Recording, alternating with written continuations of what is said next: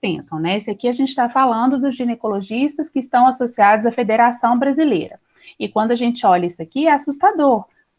Se a gente acredita nisso aqui, a gente não vai prescrever DIU, nunca, né? E ainda junta com o medo da paciente, aí que a gente não vai usar mesmo. Aqui também, desse mesmo estudo, a gente perguntou qual que é o risco que você acha que a mulher nulípara, quando ela está usando um DIU, em relação à mulher que já teve filho. Que risco que ela teria aumentado? Aqui está difícil vocês verem a legenda, né? Mas seria assim, que o risco dela de ter doença inflamatória, DIP, né? É um pouco maior e muito maior, então aqui 70%.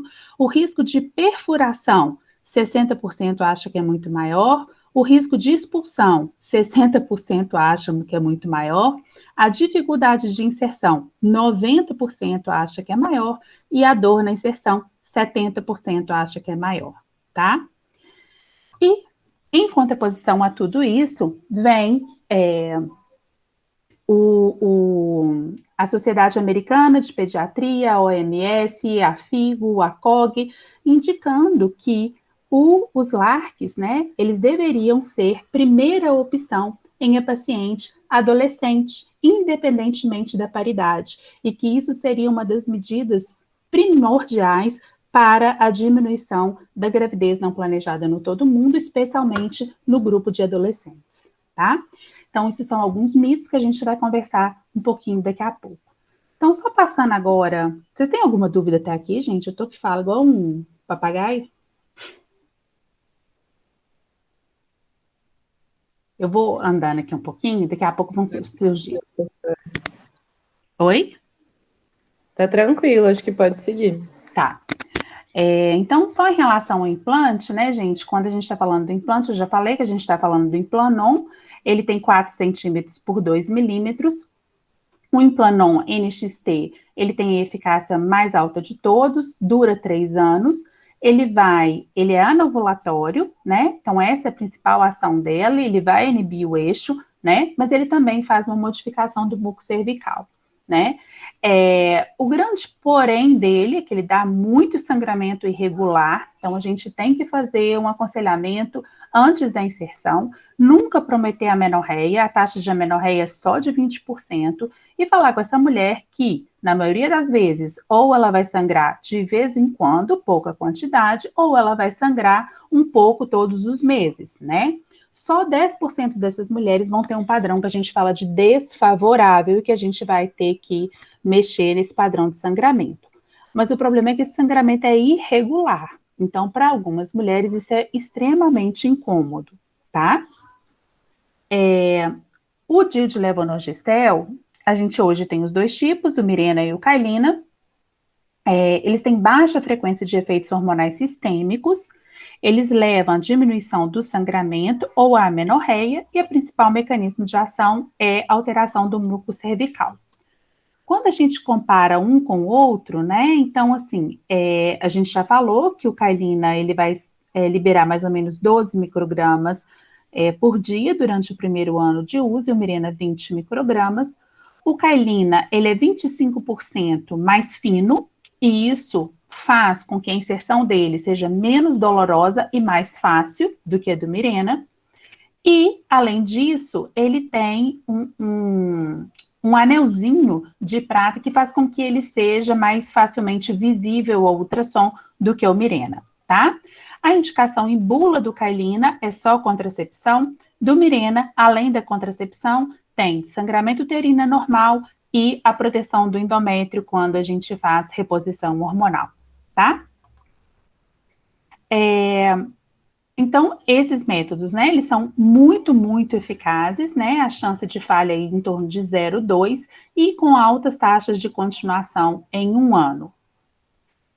O DIU de cobre, né, gente, que a gente vem usando, que a gente também usa muito, que é o único LARC que é disponível no SUS, né, em todos os postos de saúde. O que a gente tem em todos os postos é o DIU-T de cobre 380A, que ele dura 10 anos. O que pode acontecer? Ele pode aumentar discretamente o volume e a duração do ciclo, principalmente no início, né? e ele pode aumentar um pouco a cólica durante o período menstrual, né? Ele pode ser inserido imediatamente após a saída da placenta, ou em 48 horas, ou então só depois de 6 semanas depois do parto, e não vai afetar a amamentação em nada.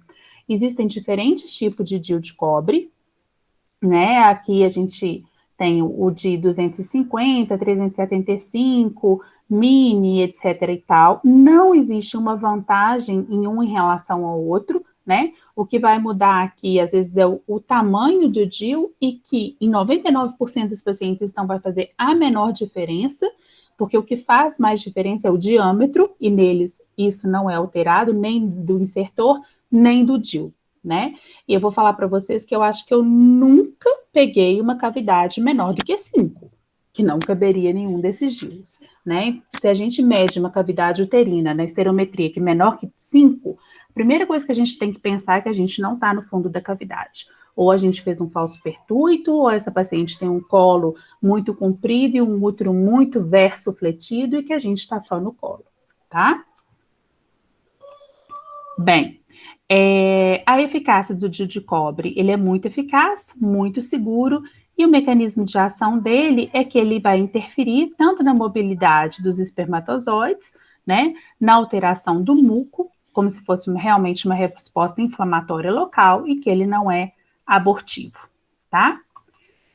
Agora, eu vou colocar aqui só algumas perguntas que são mais comuns em relação aos LARCs, né, para a gente ver se aparece mais alguma coisa.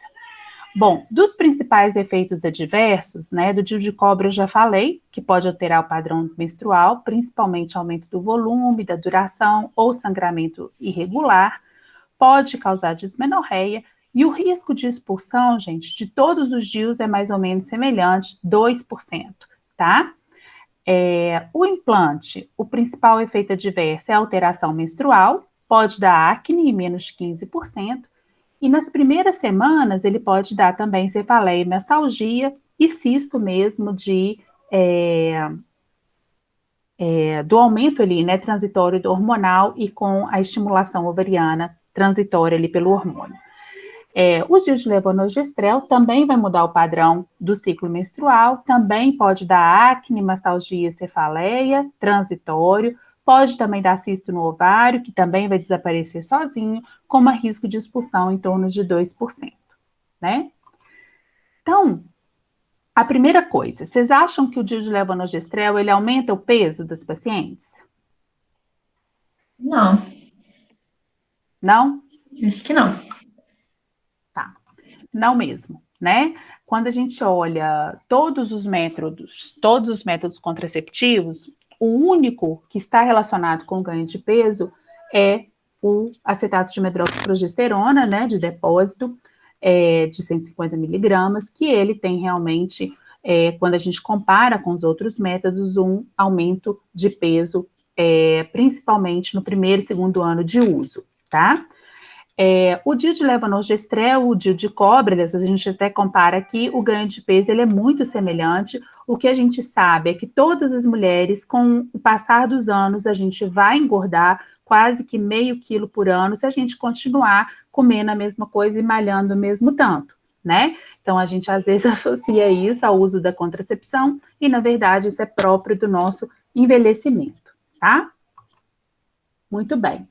E será que o DIU, ele dá DIP? O que vocês acham?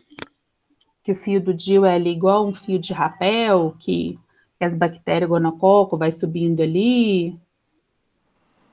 Não. Também não. Eu acho que só nos 30 primeiros dias, né, Ana? Isso. Então, isso era uma verdade, né, quando há muito tempo, né, nos primeiros DIUs, né, que a gente tinha um fio que era multifilamentar e alguns tipos de DIUs que realmente aumentavam esse risco da ascensão dessas bactérias, né? Hoje, com os fios monofilamentares, esse risco, ele aumenta exatamente logo após, né, a nossa inserção. Então, a gente tem a população em geral um risco de DIP de 1,4 casos para 1.000 mulheres.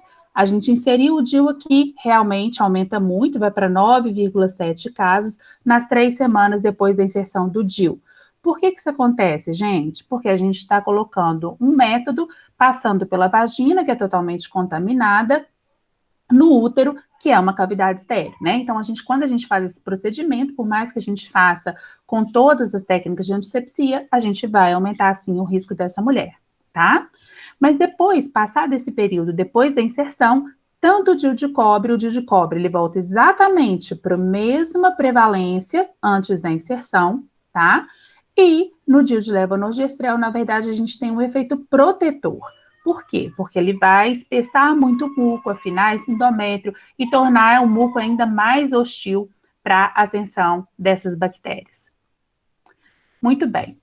E a obesidade, gente? Antes a gente sabia, por exemplo, o adesivo, a gente sabe que o adesivo, ele só tem a sua eficácia comprovada e eficácia boa, né, com aquele índice de falha baixo, com pacientes até 90 quilos, que mais do que isso a eficácia estaria alterada.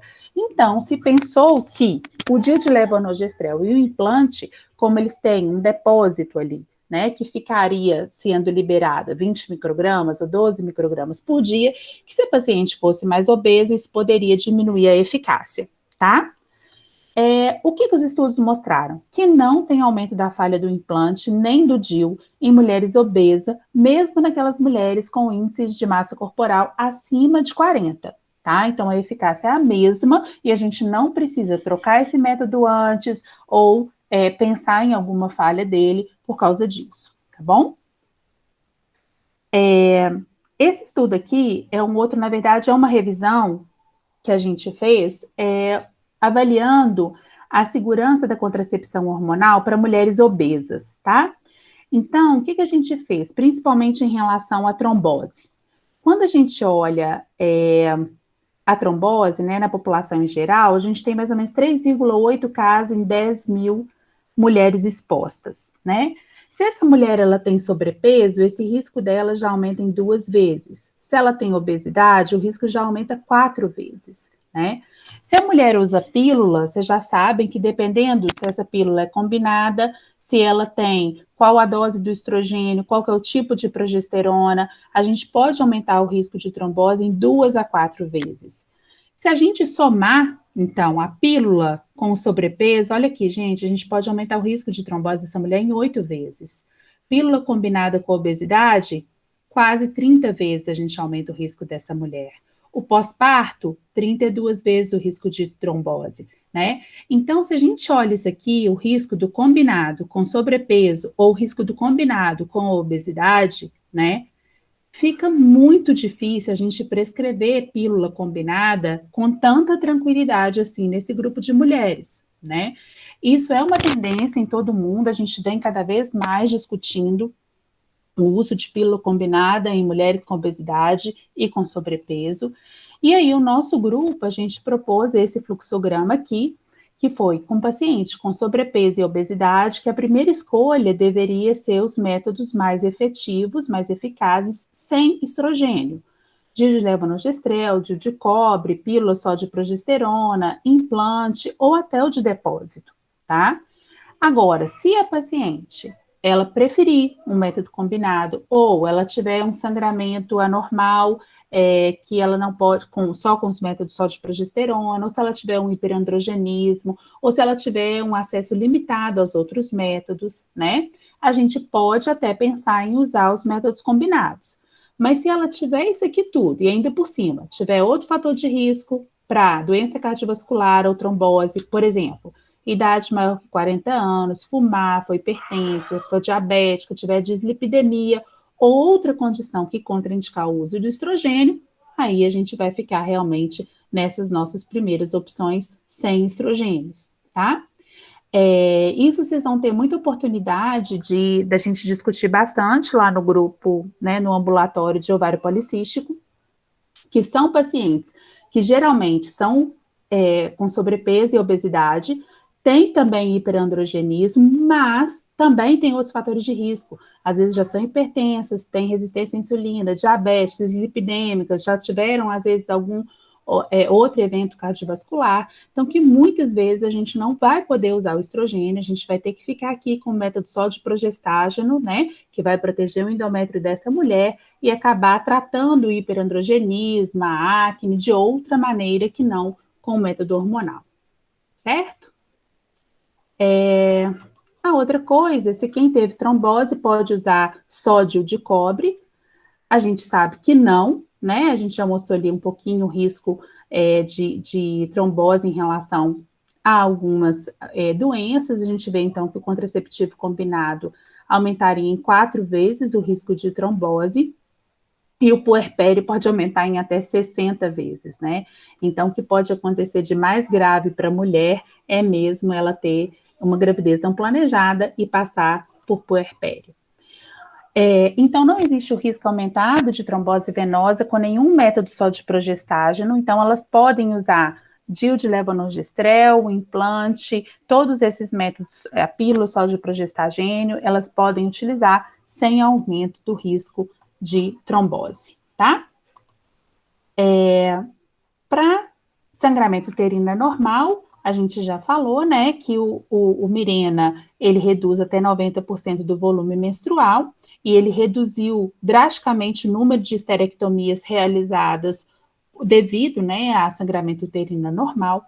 Em comparação com outros métodos, a gente sabe que as pílulas combinadas podem reduzir até 60% do volume menstrual, o ácido mefenâmico 35% e o ácido tranexâmico até 50% do volume menstrual. Então, realmente, o Mirena, ele é mais eficaz na redução do sangramento uterino normal, né? E aí, uma daquelas dúvidas que a gente viu que tanto os médicos quanto as pacientes têm, se a paciente no Ligesta, ela teria maior risco de expulsão, perfuração, infecção e infertilidade. A resposta para isso tudo é não, tá? Então, as pacientes no Ligestas, elas não expulsam mais facilmente o DIU, não aumenta o risco de perfuração, nem de infecção, nem de infertilidade. O que a gente tem em relação a essas pacientes é que realmente a inserção, a percepção da dor na inserção, as nulíparas, elas percebem, elas relatam mais dor durante a inserção, né? É uma média de dor maior, né? Quando a gente avalia os critérios, e às vezes tem mais dificuldade na inserção. E até uma coisa pode estar ligada à outra. Uma inserção que é mais difícil acaba sendo também mais dolorosa, tá? E aí, se a gente precisa fazer o DIU, o ultrassom, para monitorar o DIU, né? Vocês já sabem que a gente não precisa, vocês veem isso lá no ambulatório todo dia, né? As pacientes que a gente examinou, que o exame ginecológico está normal e que a gente conseguiu visualizar o fio do DIU, a gente sabe que esse DIU está no lugar. Lembrando que hoje, quando a gente, por acaso, fez um ultrassom e veio lá que o DIU está acima do orifício interno do colo, independentemente da distância que ele está do fundo da cavidade, esse DIU é considerado bem posicionado e a gente não precisa nem retirar, nem mexer nesse DIU, tá? Se a gente não visualizou a cordinha do DIU, né? Se a paciente está usando Mirena ou Kailina, é fácil, né, gente? Porque ela vai contar para a gente a alteração da menstruação e a gente vai saber que o DIU está lá funcionando bonitinho, né? Agora, se ela é um DIU de cobre, se a gente teve dúvida em relação a onde está a posição desse DIU, a gente vai usar, sim, o ultrassom para nos ajudar, tá? Deixa eu ver se tem mais alguma coisa.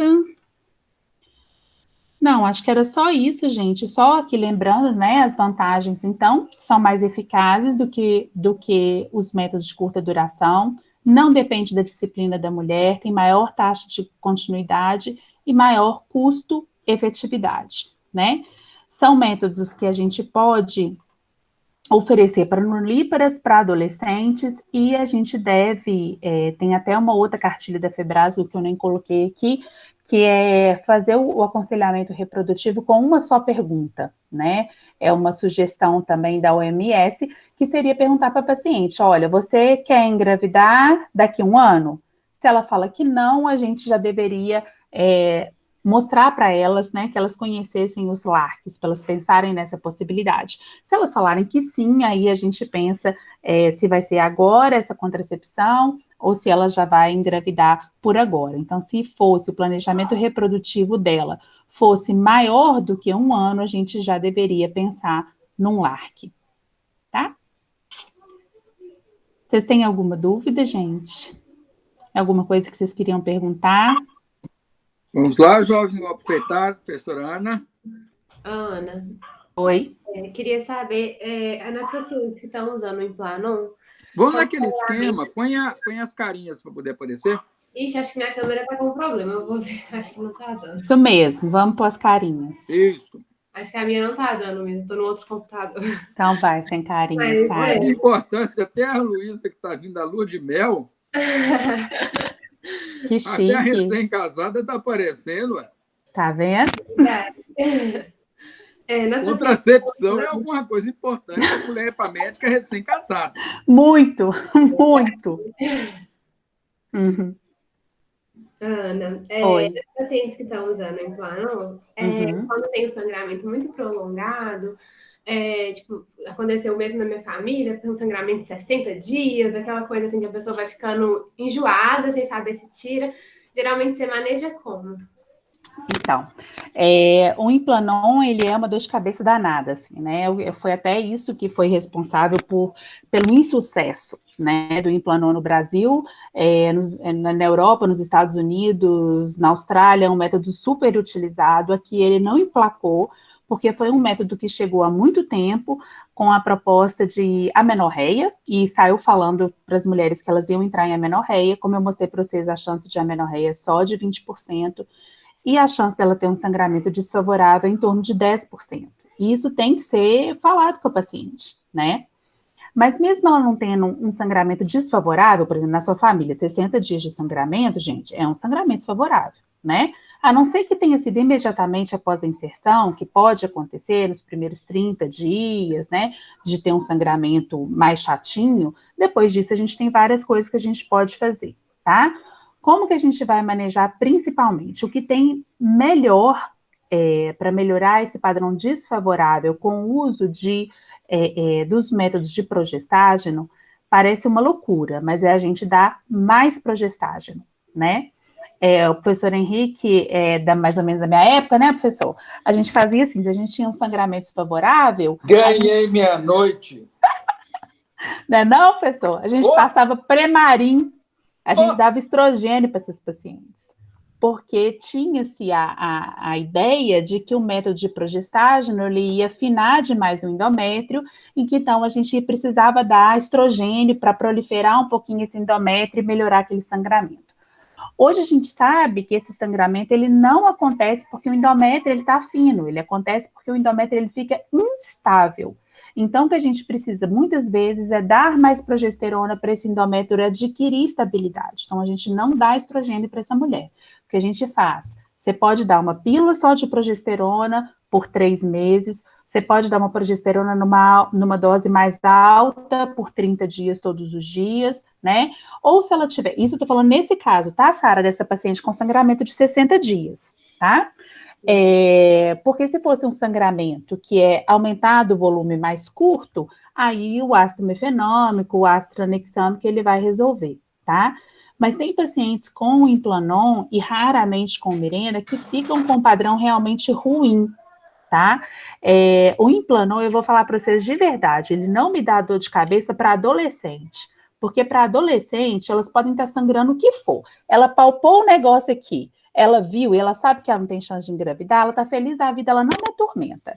Agora, mulher da minha idade, nossa senhora, não põe Implanon não, gente, porque ela vai ligar para vocês toda hora, murrinha. Né? Então, assim, porque ela não quer sangrar sem querer, né? Ou ela não quer sangrar, ou qualquer outra coisa vai incomodar essa mulher, né? Então, para adolescente é um método muito bom, tá? Obrigada, Ana. Nada. Ana, e aí essa progesterona adicional seria só nos primeiros 3 meses e aí depois tende a estabilizar e não precisar mais? Geralmente tende a estabilizar, tá, Nina? Eu tenho isso esquematizado, eu posso mandar para vocês o fluxograma, tá? Eu vou mandar para vocês. Geralmente ela tende a a estabilizar sim, e aí a gente suspende. Às vezes a paciente aí passa um tempo, ela tem de novo, e a gente tem que usar de novo, tá? E às vezes é paciente que não pode usar nenhum outro método, assim, eu tenho umas dessas assim no consultório, paciente que, por exemplo, eu tô lembrando aqui rapidamente de uma paciente que ela fez cirurgia bariátrica, o bypass, que é uma síndrome desabsortiva, então ela não pode usar nada via oral. Ela tinha uma malformação uterina, que agora eu não vou lembrar o que é, que ela não podia usar o DIU, e aí o que restava para mim era o implante, né? Ou então o de depósito, que ela não queria de jeito nenhum, porque engordar era o maior temor da vida dela, né? Então, essa paciente, ela sangrava, e aí a gente ficava tentando não tirar o implante, e a gente conseguia manejar um pouquinho, mesmo ela tendo a desabsorção com a progesterona via oral. Mas às vezes é difícil mesmo, tá? Você veja, né? Nós atendemos uma paciente, primeira consulta, essa semana no ambulatório, com obesidade, eu lembrei que você falou, da síndrome não absorve bem os medicamentos. Ela está extremamente incomodada e frustrada, porque ela fez a cirurgia de obesidade, ela já tem um filho de 5 anos, fez a cirurgia, foi passado o contraceptivo para ela, e ela está grávida agora, quer dizer, ela fez a plástica, fez a abdominoplastia, fez mamoplastia, Nossa Senhora. E está grávida. E ela está assim, eu não sei se é a Nina que entrou, que viu aquela cliente na segunda-feira, né, Nina? Foi. E ela está extremamente incomodada, quer dizer, é uma situação que a gente tem que conversar com a paciente. Eu ainda tenho uma aliviada, não, isso não é da pílula, não tem nada. Mas, assim, é conversar e selecionar, que às vezes você coloca toda a perder um tratamento bem feito, né? Porque ela estava satisfeita com a cirurgia da bariátrica dela, estava satisfeita com a plástica, e agora está extremamente incomodada com a gravidez de 15 semanas, né? Eu falo, inclusive, eu já dei várias aulas daqueles encontros com especialista, aqueles negócios que tem, assim, a Baia já me chamou algumas vezes para dar aula para cirurgiões, falando de contracepção em paciente bariátrica, porque eles não sabem isso, né? Eles vão lá, opera a paciente e fala com a paciente, pode continuar com a sua pílula, né? Assim, e elas continuam, e não só cirurgião, ginecologista também, né? E esquecem que ela tem uma síndrome desabsortiva e que a pílula não vai ser absorvida e vai perder a eficácia dela muito, né? E isso a gente vê, assim, a contracepção, ela parece muito fácil, né? Mas ela é muitas vezes, ainda mais em paciente grave, né, professor Henrique? A gente vê muito isso lá no pré-natal de alto risco. A gente tem, às vezes, dentro lá do HC, um hospital terciário de ponta, a paciente na fila do transplante, paciente cardiopata grave, e que ninguém conversou com essa paciente a respeito de contracepção, né? Perguntar tudo para ela, né? Menos como que ela está evitando gravidez. Né? Então, a gente tem que pôr isso muito, assim, muito no centro da nossa consulta, né? Não só na ginecologia, eu falo isso com os meninos do 6º período, assim, né? A gente tem que pensar isso no atendimento da mulher, né? Na idade fértil o tempo inteiro, porque é uma das coisas, um dos pilares responsáveis pela nossa igualdade, né? Pela igualdade de gênero, é a gente engravidar quando a gente quiser e se a gente quiser, né? A gente ter esse poder de escolha, né? Isso que mudou desde a década de 60 para cá, a inserção da mulher no mercado de trabalho, né? A gente engravida quando a gente quiser, se a gente quiser, e mesmo assim, a trancos e barrancos, né, gente? Então, a gente tem que realmente oferecer para as pacientes que elas exerçam esse direito reprodutivo delas, né? Professora, eu fiquei numa dúvida, quando você falou lá no começo da aula do DIU de cobre, DIU de prata, que você falou que dá uma estabilidade maior para o de cobre. Em que sentido, assim, essa estabilidade? Na verdade, o DIU de cobre, os mais antigos, que hoje não tem, né, a gente achava, né, alguns DIUs, em vez de eles durarem 10 anos, eles duravam um pouquinho menos, e no final a eficácia dele acabava diminuindo. E percebeu-se que quando se acrescentava a prata, dava mais estabilidade ao metal do cobre. Eu falei embolado, né? Não falei. Mais estabilidade, esse cobre aí, ele passava a durar os 10 anos. tá? Mas esses DIUs mais novos, a gente não percebe isso, não cai a eficácia dele ao longo dos anos, né? O professor Henrique, né, professor, que é da minha época também, várias vezes acontecia da gente tirar o DIU de cobre e a gente vê que não tinha cobre mais nenhum. Não sei se já aconteceu isso com vocês em paciente, às vezes que esquece o DIU lá dentro, assim, e você tira, o negócio tá assim, só o plástico, não tem mais cobre nenhum. Né? Isso acontecia com frequência, porque o cobre às vezes era consumido mais rápido. Hoje isso não acontece mais, né? Então, o DIU de prata, na verdade, não é uma novidade. Esse DIU já existe há mais tempo, ele veio agora relançado por uma empresa. E a propaganda deles, que diminui, né, diminuiria menos esse efeito colateral de aumentar sangramento e de dor, isso não foi comprovado pelos trabalhos, tá? Então, na verdade, é um método tão bom quanto qualquer outro DIU de cobre, tá? Obrigada. Aninha, nunca tirei, mas nunca coloquei, mas já tirei muito Dalcon Shield. Ah, pois é, tá vendo? E aquele assim também, esqueci como é que ele chama? Um que era de plástico, todo assim, ó. Sim, já. Nunca coloquei, mas já tirei. Eu já tirei também, nunca coloquei, não. Aquele ali agarrava no endómetro, não tinha jeito de engravidar com aquilo, não. Era uma beleza. O Dalcon Shield dava muito choque séptico. Deus me livre. Porque é esse que dava muita actinomices? Isso, exatamente. Mas já tirei muito Dalcon Shield. Com o doutor Silvani, doutor Antônio Aleixo. Exatamente. Nossa Senhora. Mas era uma época boa. Era bom. Pergunta, que mais, gente? Ana, eu queria fazer uma pergunta também. Pode ir, Cláudia. Pode falar. Então tá. Bom, sobre o DIU, esse aumento da taxa de infecção nas primeiras semanas pós-inserção, isso indica a gente fazer alguma recomendação contra evitar relação sexual, que é uma coisa que eu vejo que é muito divergente. Tem médico que orienta esperar 15 dias, tem uns que orientam 7, tem outros que orientam nada, e eu já vi que na bula fala que não precisa aguardar. Então, eu queria um norte em relação a isso. Nina, isso tem um consenso, tá? Eu concordo com você que cada ginecologista fala uma coisa, mas tem um consenso, tá? Na bula tá falando que a gente não precisa aguardar em relação à eficácia contraceptiva, tá? Depois você olha lá. Falando assim, realmente, uma vez que você colocou o DIU ele pode ser utilizado, inclusive, como método de emergência. Aqui no Brasil, a gente não utiliza, né, de rotina, assim. Nos Estados Unidos é muito utilizado como método de emergência. Então, colocou, inseriu, ele já está valendo como contraceptivo, tá?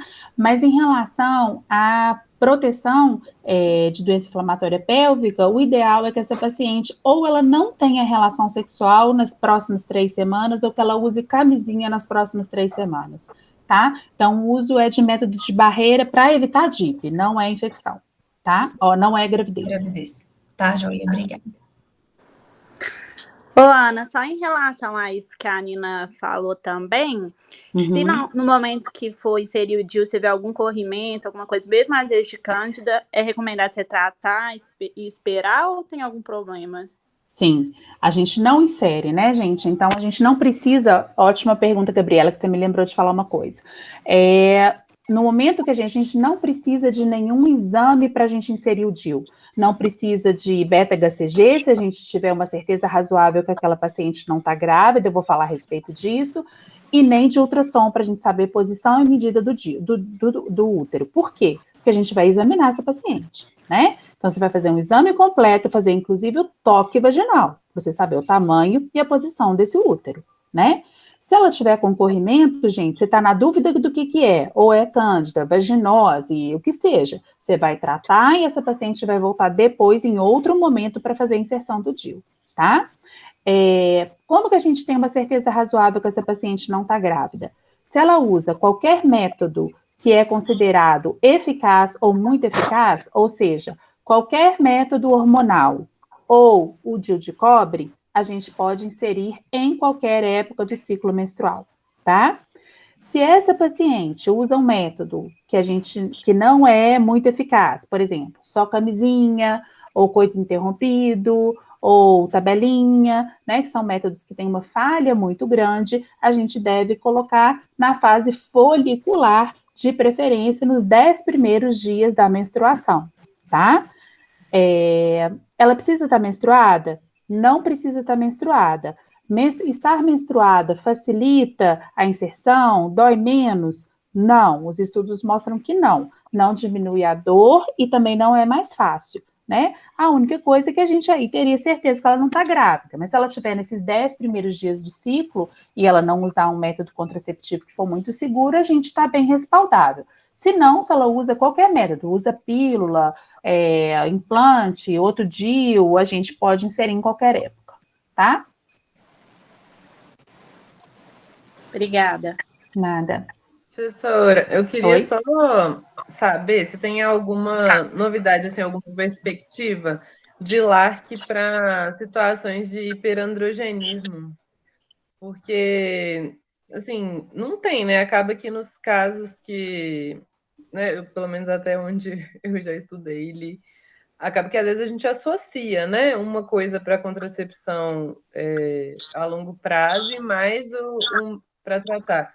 Mas existe, assim, alguma proposta, alguma coisa nova assim, sendo estudada? Não.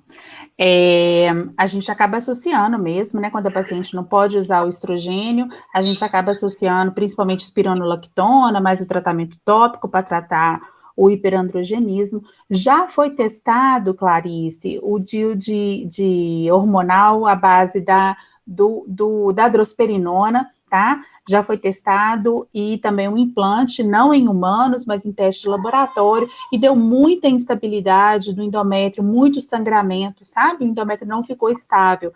Então, isso não tem ainda.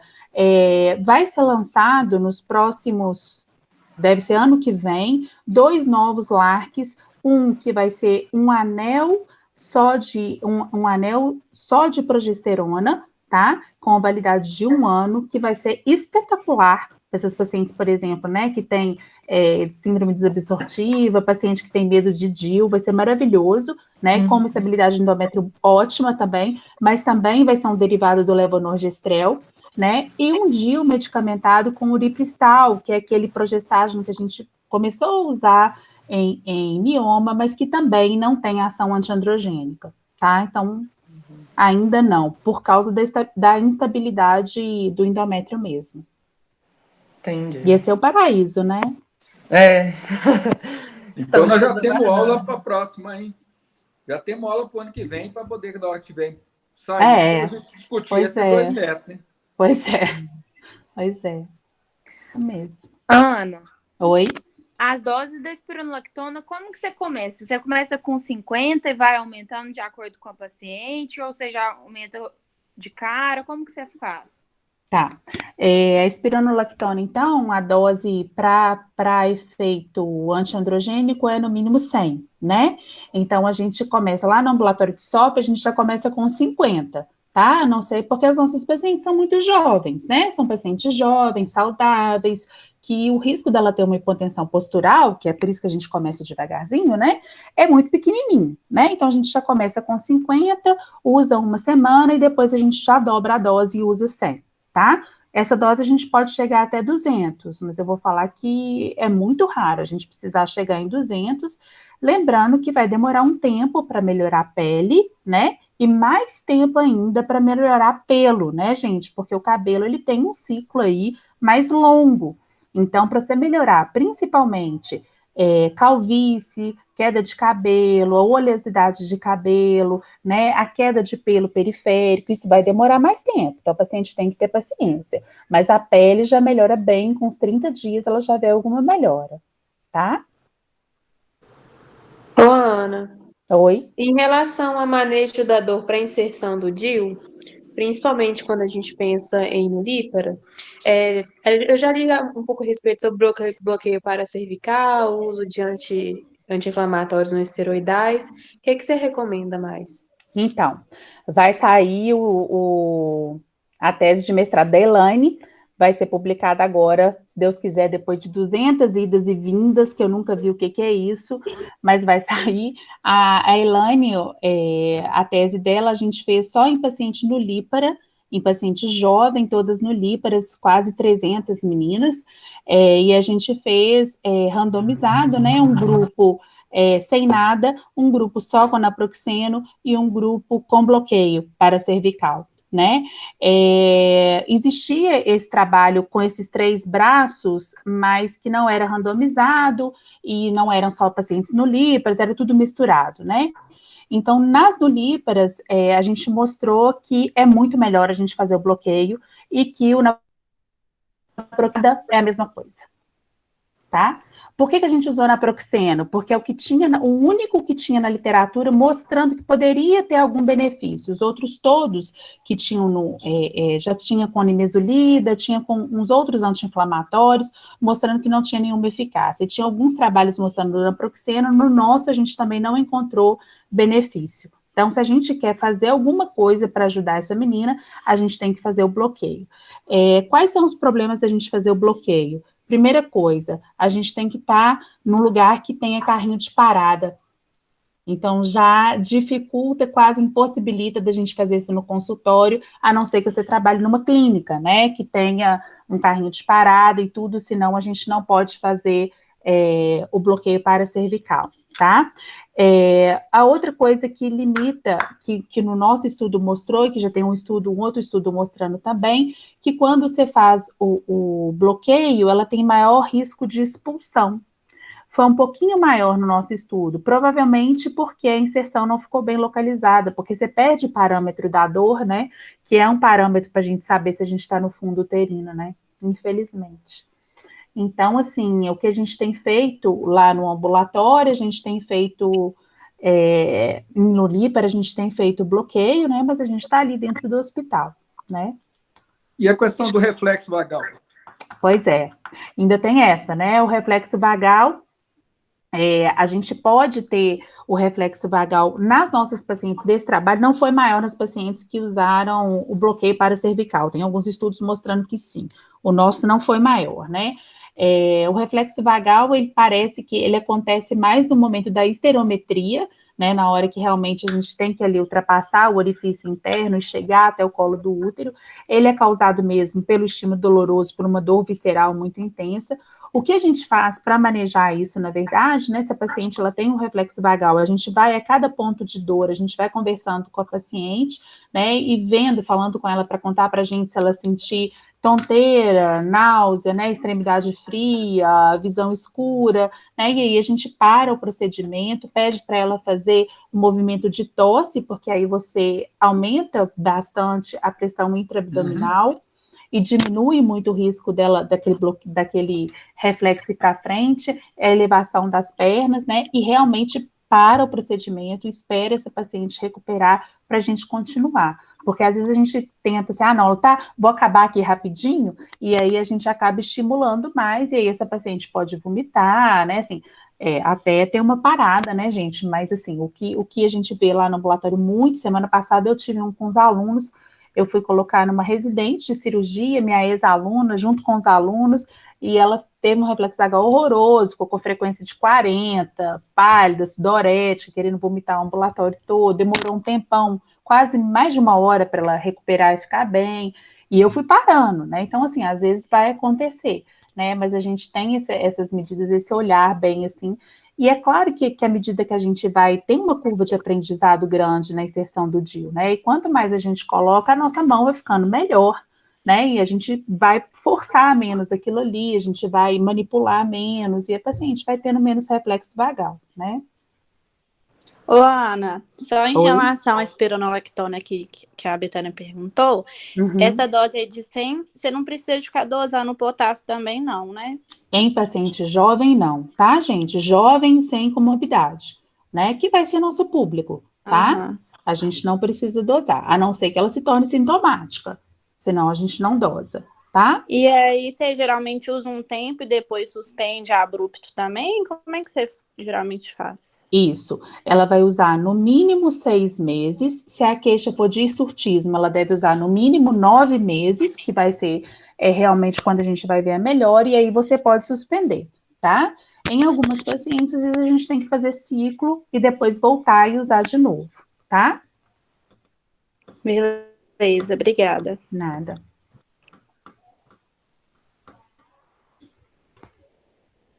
Certo, pessoal? Do Kailina, que é mais novo assim, vocês têm alguma dúvida? Vocês já colocaram algum? Não, ainda. Acho que não está tendo no ambulatório. Não, Ambulatório a gente não tem, né? Na verdade, a gente tem aqueles os Mirenas que são genérico, né? Que nem é o insertor próprio do Mirena. O insertor do Mirena e do Carlina, ele é bem mais fácil do que aquele insertor que a gente tem lá no ambulatório, né?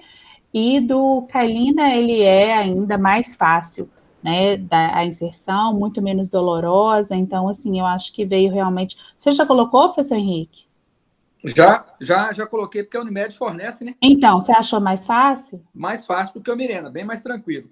Ele é bem mais fácil, assim, bem menos doloroso, assim, tinha essa impressão, a primeira vez que eu coloquei, eu falei assim, gente do céu, isso aqui vai numa facilidade, você fica até com medo de perfurar, mas já tem estudo também mostrando que o risco de perfuração é o mesmo, porque ele escorrega mesmo, né, um pouquinho que ele é mais fino, né, ele já facilita ele passar pelo orifício interno. Ana, eu só queria Oi? te perguntar, o insertor do Carlina é igual ao insertor do Mirena? Idêntico, igualzinho, sim. tá? Ele só é mais fininho, então. Só o diâmetro que é mais fino, tá? Entendi. Obrigada. Quem for o R3, gente, a Bayer está com uma proposta de treinar todos os insertores de DIU no mundo, para evitar realmente o desperdício de DIU. Então, eles estão treinando todos os R3, tá? Vocês podem pedir para a gente fazer o treinamento, né? A gente tem um tanto de paciente lá no ambulatório que a gente pode beneficiar com o DIU, né? E aí a gente pode fazer lá também, tá? Tanto do Carlina quanto do Mirena. Cadê a Yara?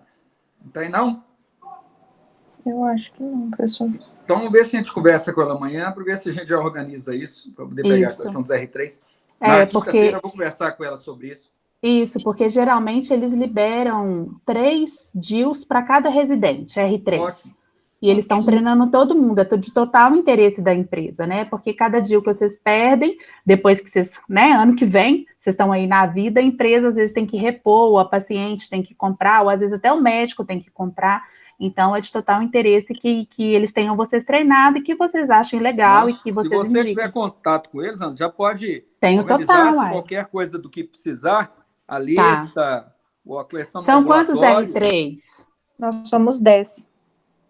10. 10 R3, isso. Nós temos todo interesse, sim, tá? Então, o que tá, precisar já vou da conversar. parte burocrática, da parte de organização, isso é tranquilo. Tá, eu já vou conversar, então, com o Léo e aí a gente combina, tá? Porque aí no ambulatório, professor, pode ser... A gente olha a questão, às vezes a gente pode fazer, como são muito residentes, às vezes a gente faz 3 turmas, né? Para não ficar aglomeração e tudo, e isso aí é fácil de fazer. Vou combinar com o Léo. Passa... E tempo tem, ambulatório tem, a gente tem que arrumar, são os pacientes, mas... paciente é fácil demais, eu arrumo no consultório, pensa bem. Não, então aí pode organizar, porque lá no ambulatório, o que precisar da parte burocrática é mole para nós resolver. Tá, então aí só pede para representante das R3 me mandarem uma mensagem? Então tá, então pronto. Vai te procurar para organizar. Tá bom. Então tá. Ana... Oi? Eu lembro que antes tinha um curso da Bayer de inserção de Implanon também. Por mais que seja relativamente simples, será que você não conseguia organizar para a gente também, não? Então, o Implanon, se você falar que ele é da Bayer, a Bayer te mata. Ele é da Bayer, não, ele é da... perdão. Tinha mesmo, né? E aí, com essa pandemia, parou de ter esse curso, mas esse curso, a hora que vocês quiserem, assim, o cara que é o chefão lá da MSD, assim, eu tenho contato direto dele, eles também têm total interesse, né? A gente, inclusive, fez 2 vezes junto com a prefeitura, que foi super legal, não sei se o professor Henrique ficou sabendo, a gente fez com pacientes em situação de rua e usuários de crack. A prefeitura, as assistentes sociais da prefeitura selecionaram essas pacientes, chegaram a 30 num dia e 23 no outro, eu acho, a gente pôs o implante em todo mundo, assim, é super rapidinho e aí isso depois... Foi uma ONG, não foi não, Ana? Não, foi não. Eu lembro que tinha uma época que teve uma ONG, então foi em São Paulo, teve uma ONG, em São Paulo teve. Que eles compraram o Implanon para colocar nessas mulheres moradoras de rua, foi assim, foi uma coisa bacana demais da conta. A gente fez lá na HC, A gente ganhou 60 amostras da MSD, a gente fez isso assim, em 2 turnos, foi super legal. E o mais legal foi porque, como a gente já não podia fazer cartão para essas pacientes, eu fiquei pensando, gente, mas sacanagem, né? Eu coloco o implante na mulher, larga a mulher lá no meio da rua, sem controle, sem nada. Mas aí, como foi uma coisa que a gente conseguiu organizar com a PBH, eles já tinham um consultório de rua, né? Assistente social, então eles ficaram responsáveis pelo segmento. Então, só quando dava, assim, alguma confusão, que aí eles me ligavam, já está fazendo até 3 anos, acho que vai fazer 3 anos esse ano, aí vão ter que ir lá trocar, vão ver o que elas vão arrumar, né? Teve uma paciente dessas que foi lá no ambulatório. Ela vai sempre, uma doidinha? Atrás, querendo tirar para engravidar. Uma doida varrida? Uhum. Gordinha? Foi desse projeto. Ela vai sempre, ela vai sempre. Ai, gente. Ela falou comigo uma vez que se eu não tirasse, ela ia arrancar sozinha. Uhum. É essa mesmo. Aí eu dou uma enrolada nela e ela vai embora. Pior é que arranca, hein? Arranca, ela arranca, com certeza. Mas eu vou olhar então também, tá? Do implante. Obrigada, viu, Ana? Nada. Ô, Ana, boa noite. Tudo bem? Tudo bom, boa noite. Eu queria fazer uma pergunta com relação à anovulação, que você comentou da diferença entre o Implanon e o DIU. Uhum. É por conta da absorção? A dose do que a gente, né, de levonorgestrel do implante, ele é mais do que o dobro, né? Ele vai liberar de 30 a 40 microgramas por dia de levonorgestrel, né? Se a gente pensar, o Cailina libera mais ou menos 12 e o Mirena 20. Então, ele atinge um nível sistêmico mesmo, que ele vai bloquear a ovulação, né? Vai alterar esse HBG, se você dosa, os hormônios estão todos alterados, igualzinho com a pílula, né? O Mirena e o Cailina, não. Se usar SHBG na maioria das vezes está normal, né? Os hormônios vão estar, na grande maioria das vezes, normais também, porque você não vai ter, você pode até ter circulação sistêmica, mas é muito baixa, que não chega a inibir a ovulação. Nas pacientes com Mirena, a maioria vai ficar ovulatória, mas você vai ter mais ou menos 20 a 30% das pacientes que não vão ovular. Com Cailina, no primeiro ano, você já tem 85% de paciente ovulando. E a partir do segundo ano é 100%, tá? Que é uma coisa muito boa, por um lado, porque com certeza não altera a libido e tudo mais. Mas, por outro lado, se a paciente tem TPM, se a paciente tem a cefaleia relacionada com a ovulação, ela vai continuar tendo, né? Então, a gente tem que ver realmente, né, o que ela precisa. Às vezes a paciente pensa assim, se eu ficar em amenorreia, eu vou melhorar minha TPM, mas dependendo, se ela continuar ovulando, ela vai ter TPM, né? Obrigada. Nada. Ana, eu queria só aproveitar que você falou o gancho das pacientes de Implanon. Isso é uma preocupação que eu tenho, às vezes, de paciente que, às vezes, em situação de rua, que a gente quer oferecer um método contraceptivo mais eficaz, que não depende, né, que não tem um risco aumentar de DIP e tal. Qual que é o risco dela ficar com esse Implanon para mais de 3 anos, não fazer controle? Porque muitas vezes isso acontece, né? A gente tem um estudo já a longo prazo do pessoal da USP, né, que eles já colocaram mais de 1.000 implantes em pacientes usuários de crack, em São Paulo, em Ribeirão Preto, e muitas, se não a maioria, não voltam depois de 3 anos. Muitos eles conseguem localizar com consultório de rua e conseguem retirar e trocar esse implante. Muitas voltam depois de 4 e 5 anos, e foi até uma coisa que contribuiu para um dos estudos deles, que mostram que, na verdade, o Implanon, ele teria até mais do que 3 anos de eficácia boa, 4 anos com certeza, depois do 4º ano que começa a cair um pouco essa eficácia, mas que não teria nenhum problema. Inclusive, se você tem, isso não tem na bula não, tá, Nina? Mas assim, por exemplo, já aconteceu comigo, paciente que colocou Implanon na Inglaterra, quando estava fazendo, eu tenho 2 pacientes assim, quando estava fazendo intercâmbio e veio para trocar o implante, e eu não acho o implante da menina de jeito nenhum. Não acho, porque ela engordou, ou porque colocaram muito profundo, né, e eu não acho. Aí, em vez de eu ficar futucando ela toda, eu coloquei outro, né, porque se você pensar, a dose é tão baixinha, por exemplo, vamos supor, pensando na dose máxima de levonorgestrel que libera por dia, 40. Você vai colocar outro Implanon. Sabe, por exemplo, uma pílula Mercilon, quanto que libera de levonorgestrel? 150 microgramas por dia. Então, mesmo você colocando um outro, né, ainda é muito mais baixo do que várias pílulas, né? Então, isso tem respaldo na literatura, mas na bula não tem isso, tá? Ai, que bom, obrigada. Ana, e se essa paciente quisesse engravidar e a gente não achar esse implanon, a gente só chora e reza ou tem algum método pra gente achar? Aí, Stephanie, aí a gente tem que achar, né? Ainda mais se ela tiver em amenorreia, né? Porque se ela estiver menstruando, tiver tudo bem, tá, né? Mas se não, nós vamos ter que achar ele, né?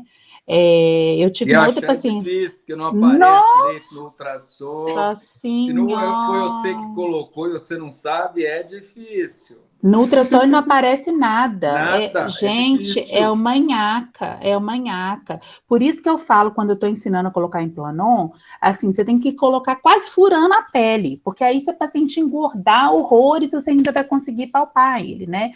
E antigamente colocava mais profundo mesmo e ainda colocava no sulco, entre o músculo deltoide e tríceps. E hoje Exatamente, não é? Não achava mesmo. Não achava nada. Agora a gente foge do sulco, você palpa o sulco e foge dele, né? Então, esses que foram colocados há mais tempo, é muito difícil de achar mesmo, né? Então, tem que superficializar mesmo a inserção. Então tá, gente, alguém tem mais alguma pergunta? Não? Bom, professora, então agradecer a aula, foi muito boa. Que bom. E já convidar ela para a próxima? Isso que eu ia falar. A gente combina, acho que E a gente agradece já pedindo para a próxima, né, Nina? Tá bom. Hoje eu falei com a Clarice também, que se vocês quiserem depois, a gente pode discutir alguns temas de endocrinologia ginecológica também. Sim, né? Assim, hoje, por exemplo, ela foi no ambulatório de SOP, e aí eu acho que tem algumas coisas legais que a gente pode discutir também, né? Com certeza, acho que SOP também é um tema para o futuro. Tem muita coisa ainda para a gente combinar. Então, tá bom. A gente vai ter todo o interesse, viu, Ana? A gente tem todo o interesse de chegar e aproveitar muito. Eu acho que, assim, essa parte teórica, eu gosto muito da parte prática, a parte prática ela é muito importante, mas a gente precisa demais dar conta dessa questão teórica, e eu falo o seguinte, as pessoas estão ali, elas estão no corredor, e quando a gente pede para que os rostos apareçam, é para as pessoas saberem, porque assusta, às vezes você está conversando com um residente, e a residente não sabe quem que é o professor fulano de tal, né? Então, assim, tentar essa participação máxima, tentar abordar o docente aí no corredor. Eu recebo as solicitações dos residentes externos, então a gente tem recebido muito residente externo, né?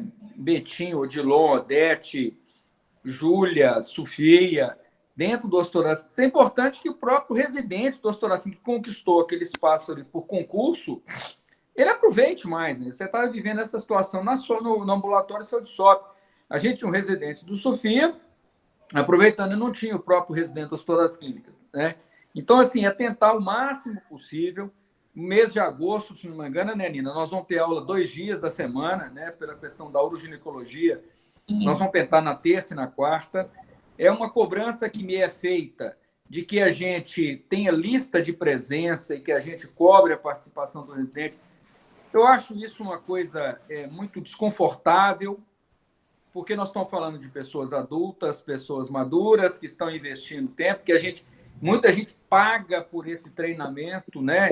Então, assim, essa é uma oportunidade daquilo que a gente tem que ter. Né? Quer dizer, o fato de eu estar aqui hoje participando de uma aula igual essa da Ana, quer dizer, para mim é uma coisa extremamente prazerosa, né? A Ana foi minha aluna, então, assim, participei do concurso da professora Ana como professora da faculdade, toda a trajetória dela. A Ana fez o primeiro parto no Risoleta, né? Foi mesmo. Primeiro parto no Risoleta, a Ana, que era obstetra. Então, assim, toda uma trajetória daquilo. E a gente encontrar isso, mas é uma oportunidade. Do mesmo jeito que nada impede que daqui a 10 anos a Ana esteja no meu lugar e uma de vocês esteja como docente. Então, essa é uma oportunidade do que a gente tem. Então, aproveitem. É um tema, é um espaço que é de vocês, Algumas aulas estão sendo propostas pela gente na nossa conversa, mas elas são demandadas principalmente por vocês. Né? A gente sente algumas dificuldades, algumas necessidades, né? Mas a coisa ela vai andando dentro do que a gente espera. Não é isso, Nina? Mesmo, professor. Professor, muito obrigada. Nós que agradecemos. Essa pessoa é assim, eu acho que ele é amado por todos os ex-residentes dele, não tem condição, né, professor Henrique? O senhor é maravilhoso demais. Quem é uma honra. Eu? Nossa Senhora, não socorro. Fala isso não, porque mistura com residente, não, pelo amor de Deus. Gente, olha, eu adoro, assim, eu gosto muito da prática, mas eu também gosto muito da aula teórica, assim, esse horário da noite é super tranquilo. Se vocês precisarem de mim, vocês contem comigo que eu estou à disposição, tá bom? Tá certo. Um abraço, obrigada. Obrigada. Tchau, gente. Obrigada, professora. Obrigada. Tchau, tchau.